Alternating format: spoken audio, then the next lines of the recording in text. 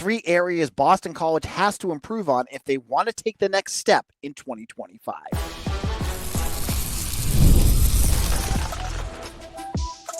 You are Locked On Boston College, your daily podcast on the Boston College Eagles. Part of the Locked On Podcast Network, your team every day. Hello, everyone, and welcome. This is Locked On Boston College, your team every day. I'm your host, AJ Black of Eagle Insider. I've been covering Boston College for over a decade. If you want analysis, scoops, and details on your Boston College Eagles, you are in the absolutely right place. We are a daily Boston College podcast. We do this 5 days a week, and we'll give you everything you want to know about your Boston College Eagles. Today's episode is brought to you by Monarch Money. Take control of your finances with Monarch Money. Use code LOCKEDONCollege at monarchmoney.com for 50% off your first year. Today's episode is all about improvement, the development of Boston College Eagles. We're going to look at everything they need to do to improve on the special teams. There's a lot. We'll dive into it. We're going to look at how they need to reimagine that defense to get them to that next level. And what does the offense need to do to get BC past that 7 wins to 8 wins this season? I'll explain all of that on today's show. Now, let's kick this off with the offense. The offense last year was a tale of two tapes. You had your beginning of the year. I mean, gosh, if you look at that Duquesne game, they look like barn burners out there. But you had that middle of the season where the offense just stalled out. And it really kind of destroyed all kind of continuity that you had going with your offense. It led to Tommy Castellanos getting benched. And then they figured themselves out at the end of the year. They were averaging over 33 points per game. The offense was clicking at a higher level. Kind of stalled a little bit again due to weather and opt-outs in the bowl game. But we're looking at that month of November and saying, if BC can bottle that up, if they can bottle up what they were doing against the UNC Syracuses and Pitts of last year, they're going to be a successful team this year. So how do they do that? How do they get to that next level and develop this offense so that they can win those games and score more points? For me, it's one big key. And it's something that we've harped upon. Everydayers have heard me say it. It's the passing attack. Last year, BC's passing attack was 99th in the country. That's not good enough. If you want to be not just a bowl team, but a bowl team that's bordering on top 25, you got to get into the 60s and 70s there. You really need to. And I think that's possible with Grayson James or Dylan Lonergan. So what do you need to see? You need to see that this offense can throw the ball. You look at what they did in the month of November. In the month of November, they threw for only 186 yards per game, but I feel like it was a little bit skewed because there was at least there was one game, the Syracuse game, where they threw for 65 yards. But it was 237, 192, 253 for the rest of that month. And then 301 against Nebraska, but that was because they were just hucking and chucking the football around. I think BC needs to be able to throw the ball a little bit more. And this is the offense where it is tailor-made for this to happen. You have the coaching staff that's going to set up offenses that are going to be able to do that for you. You have 2 quarterbacks, both of whom are going to be able to throw the football for you to targets that I think are some of probably the most well-rounded group that BC's had in years. You've looked at years past. You've had your Zay Flowers, and he was, with Jalen Gill, and some decent tight ends that they've brought into, Trey Berry, George Takis. I look at this wide receiver room, and the fact that you have at least 4 that are solid, good targets for you, with a variety of skills and assets to them, gives me the feeling that this passing attack can take that next level. And this is not going to be like BC's going to become Hucka-Chucka football here. They're not. That's not what Bill O'Brien's going to do. He is very clear that he wants to be balanced. But when has BC's offense really ever been balanced? It's always pushed more towards the rushing attack. Every year that they say that, it has. Last year, it still was more towards the rushing attack. The year before, it lived and died by Tommy Castellanos and Kai Robichaux. The year before, there was no offense. And then you go back into the older years, it was all rushing. That's all they've been able to do. And so this year, you now have the offense to potentially rely more on your passing attack. Be able to have Grayson James, Dylan Lonergan, whoever's throwing the ball, be able to push the ball further downfield when they need to. So here's my hope with the passing offense. And this seems kind of getting to where I actually really think about where things are going to go. If it is Grayson James, he's going to be able to throw the ball better than Tommy Castellanos. I think everyone knows that, right? Like Castellanos could just, against better defenses, just really struggled. James can throw the ball. He's going to be able to do that. That being said, I still think it should skew more towards the rushing attack if he's the quarterback. I just feel like he's more of a game manager. You can run the ball and try to, dominate the line of scrimmage doing that. If it's Dylan Lonergan, if Lonergan really is the choice for quarterback, if that's the guy that Bill O'Brien, Will Lawing, and Jonathan DiBiase decide is the guy they're going to go with, I think they need to pass the ball more. And I think he's much more equipped to have more pressure put on him. And that's not, and I'm not trying to say this as a knock on Grayson James. I'm just saying, I just think of Dylan Lonergan from what I've watched as a guy that can throw the ball a lot. Like he's mobile. He's honestly, he's kind of a game changing quarterback. Like this is a kid that if he gets the chance, I really do believe could take this offense to that next level. And that next level is what I'm talking about, throwing the ball more. When BC's had their best teams, what have they had? The best teams in school history. It's a passing attack. You had your Matt Ryans, you've had your Doug Flutys, Glenn Foley's, whatever you want to say. The better teams have had good quarterbacks that take you to that next level. If Dylan Lonergan's that guy, the passing attack cannot be around 100 again. The days of Steve Adazio and Jeff Hafley where you could not get a good passing attack under your roof should be gone. There's no excuse to have that with Bill O'Brien here. This is a guy that has coached Tom Brady, that's coached Deshaun Watson, and yes, they're going to be balanced, but it needs to be balanced. That's the key.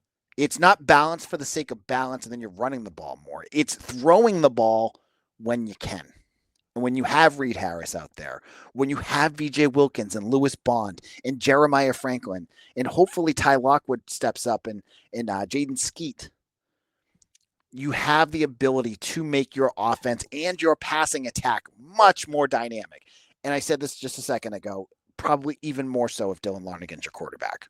God, I'm talking myself into him being the starter. Just 2 days ago, if everydayers were listening to me say Grayson James should be the starter, the more I kind of dive into it, it sounds like maybe he's the right answer. Oh, man, I can see why it's so hard for Bill O'Brien to make a choice on this one. So that's my first thing. For this team to develop, that offense needs to get out of the Hafley Adazio days and really redefine itself into more of a passing attack with balance with the run. Point one. Now on defense, in just a moment, how do you get this to take the next step once you've lost your 2 best players? I'll explain what I think about that in just a moment. Ever wish managing your money felt easier? With Monarch Money, it can be. Whether you're growing your savings or planning a big purchase, Monarch puts you in the driver's seat. It's like having your own personal CFO, giving you full visibility and control of your finances. Monarch Money is more than a budgeting app. It's a complete financial command center. You can track all your accounts, investments, and spending in one place. So in addition to managing your money, you're also building wealth. For my family, we go out to dinner maybe a little bit too much. And I was realizing I was spending too much. But with Monarch Money, I was able to track the spending that we have. Then I was able to give my wife and I a conversation on how much we were spending. And we were able to figure it out as a family. And it helped us save and make better long-term choices. This is the great thing about Monarch Money. So take control of your finances with Monarch Money. Do you ever have all your accounts and spending in one place? This is the place to do it. Use Locked On College at monarchmoney.com for 50% off your first year. That's monarchmoney.com, code Locked On College for half off your first year.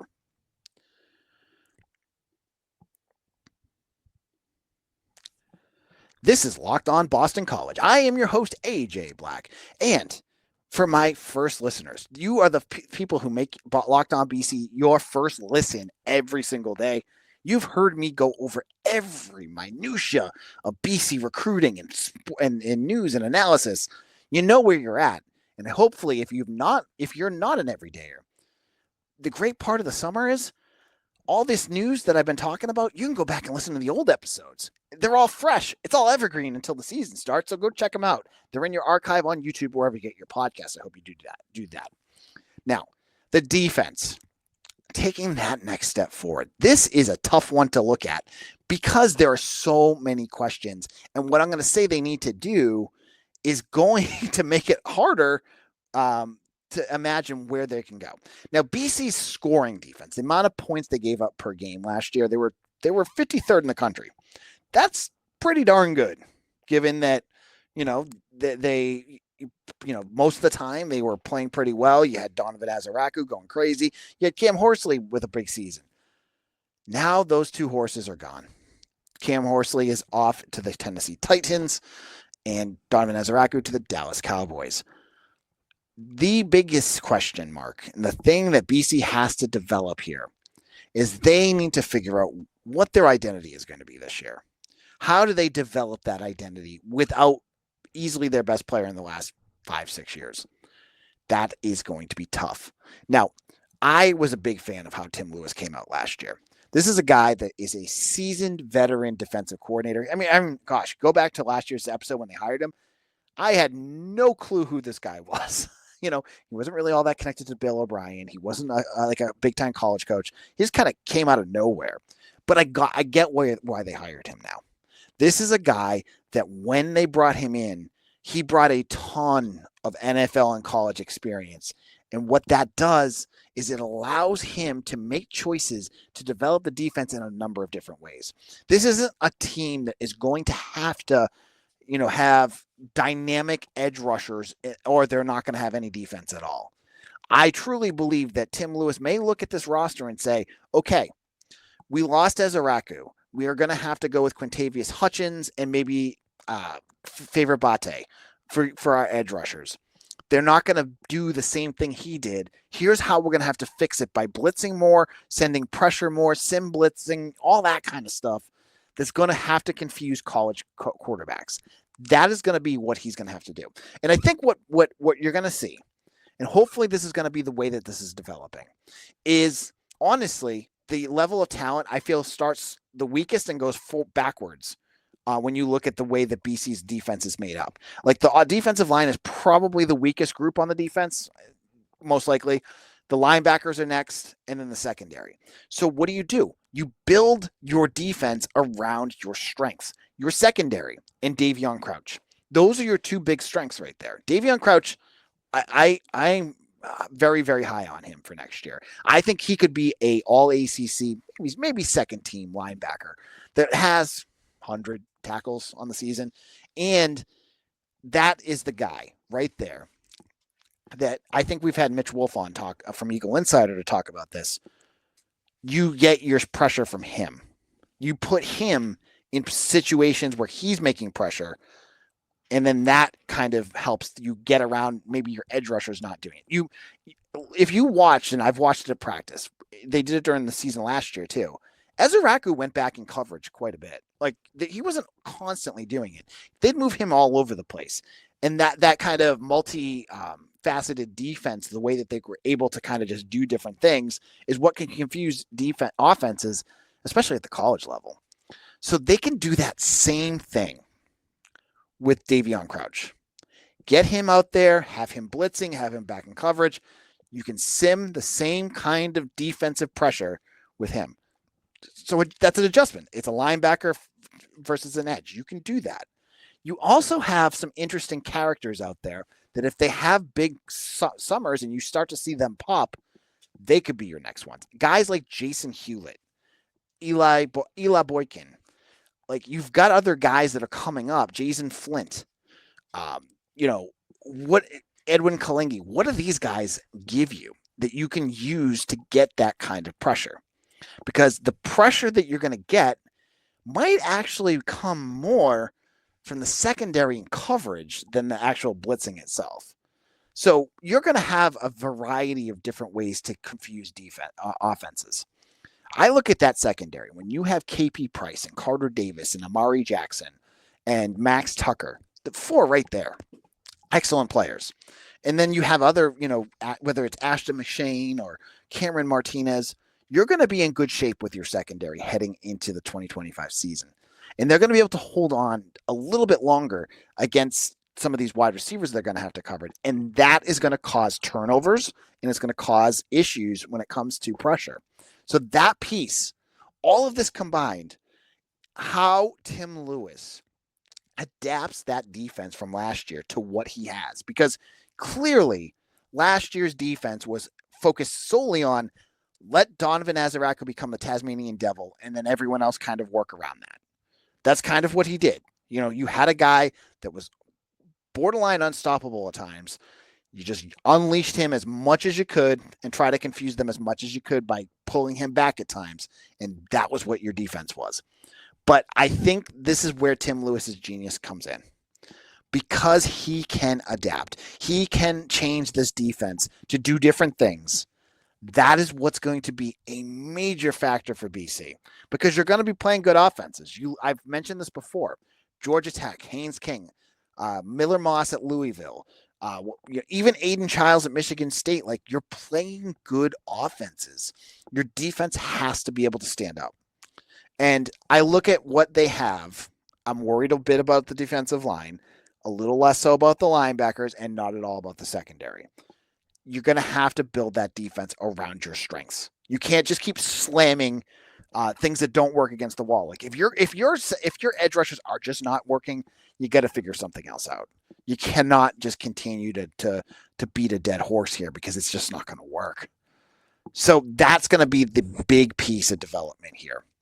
Will this secondary be able to hold this defense together, minus the premier pass rusher that you had last year, and even the guy up the middle that you had last year? We'll have to wait and watch to see how Tim Lewis does, because it's going to be an interesting one to watch. In a moment, we're going to look at the special teams. Yes, last year they were very special. What do they need to improve upon for BC to get up over that hump to get that eight wins? I'll get into that in just a moment.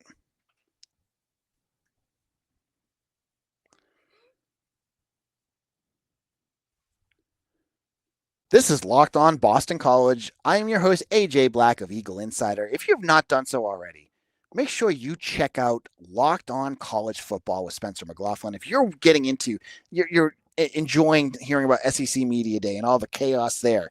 I mean, I'm sure they're going to be talking about Eli Drinkwitz and his 30-team playoff presentation that he just came up with. Check that out on Locked On College Football. Spencer does an awesome job, and he has lots of hosts from around the country to talk about their team. So check that out whenever you get a moment on YouTube or wherever you get your podcasts. Now, the special teams. Whoo, boy, the special teams. I cannot wait to stop talking about the 2024 special teams, because it was a mess. And we have gone over till our face turns blue how bad the punting was and how ineffective the kicking was, because that happened, but it's now in the past. So you have to put 2024 in the rearview mirror for two big reasons. One, your punting unit is completely different. You have all new punters, so hopefully that changes. You also get Luca Lombardo back as a kicker. He was supposed to be your starting kicker. He gets hurt against Michigan State. You don't see him again for the rest of the year. Now you have what should be a serviceable to decent kicking and punting unit. And that is what you need to win. I can't believe BC won 7 games last year without the ability to punt the football. Just think about how insane that is. You won 7 games where many times you were punting from your 30-yard line and gave them the ball at midfield. It happened all the time.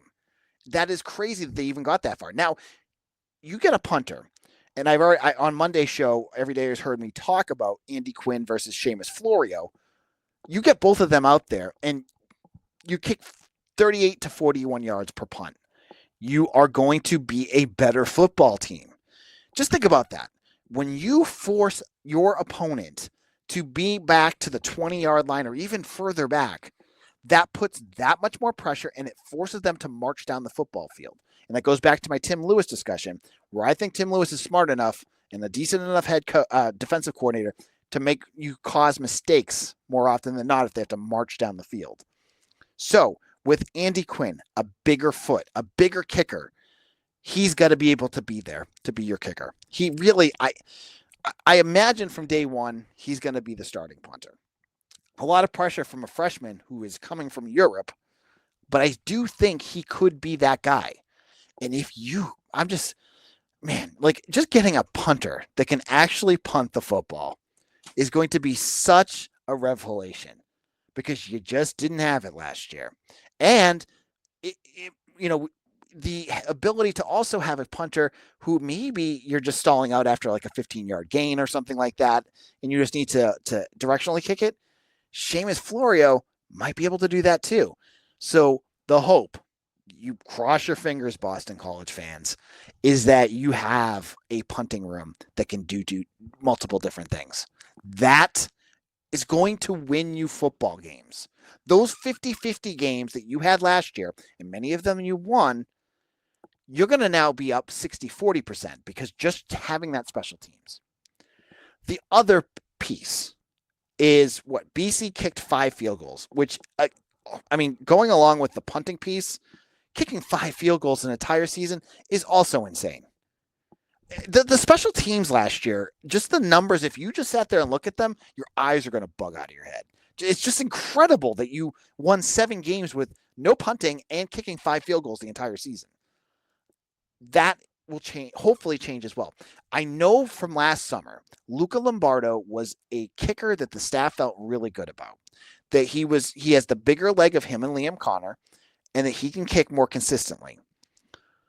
They lost him real fast and never got him back. And I don't want to bash Liam Connor at all. That dude is a hero for what he went through at the end of that. Like, he was special teams last year. So please don't take this as any knock on Liam Connor, because if they can find anything for him to do, he needs to do it, because that guy deserves his role on this roster. But I'm looking at Lombardo as there were times when you got in the red zone last year and you just continually went for it, which is kind of what Jeff Hafley did 2 years ago. But there's a reason BC had one of the worst red zone percentages in the country, is because they constantly had to keep going for it. There's times where, I remember the time I got yelled at by Bill at a press conference when it was like 3rd and 19. They couldn't kick a field goal against Virginia Tech. Remember that game? I think it was to tie it, and they got blocked or whatever. Fixing that, getting the kicking down pat, getting the punting down pat.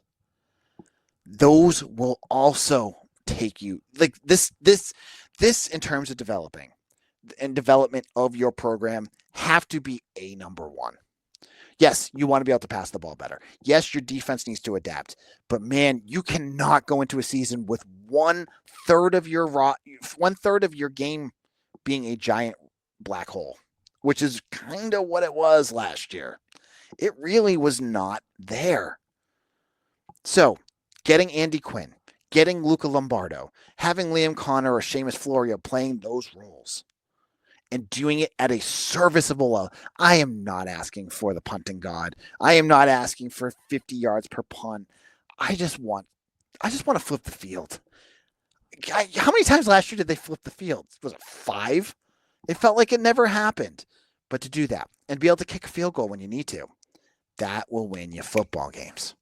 So there's my 3 pieces of development BC football needs to do if they want to get to that 8-win marker. I think they can do it. Thank you all for listening to today's episode. You can follow along with me on Twitter at AJBlack247. I'm also available on Facebook, Instagram, Threads, Blue Sky, all the social medias, including TikTok at Locked On Boston College. You can check me out there too. And I hope to see you again on Monday. It's ACC Media Week. Football's here, folks, because the week after that, the start of football camp starts. You're going to want to make sure you are locked on here at Locked On Boston College. Hit that like and subscribe button on YouTube or wherever you get your podcasts. And we'll see you all again on Monday for another episode of Locked On Boston College, your team every day.